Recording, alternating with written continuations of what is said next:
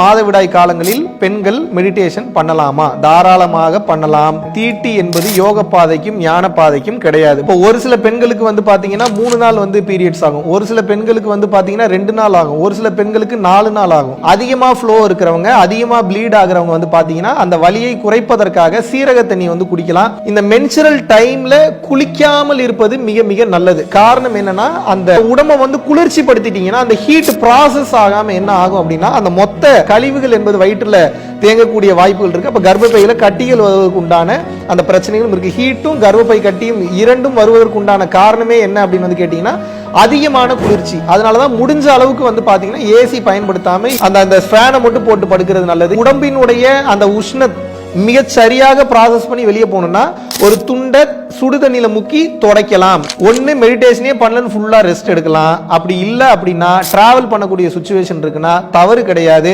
அமைதியாக முதுகுத்தண்டை நேராக நிமிர்த்தி வைத்து மூலாதாரத்தில் கவனம் செலுத்த வேண்டும். மூலாதாரம்னா இது உங்களுடைய முதுகுத்தண்டு கீழே முடியக்கூடிய அந்த டெயில் போன்ற அமைப்பு, ஆசன வாய்க்கும் அந்த முதுகுத்தண்டு முடியக்கூடிய இடத்திற்கும் இருக்கக்கூடிய ஒரு சின்ன ஒரு சதை போன்ற அமைப்பு இருக்கு. அங்க உங்கள் கவனத்தை வைக்கும் போது உங்களது இந்த மென்சஸ் அப்படின்றது வந்து பாத்தீங்கன்னா மிக சரியாக ஹீட் ஃபார்ம் ஆகி மொத்தமாக வெளியேறும்.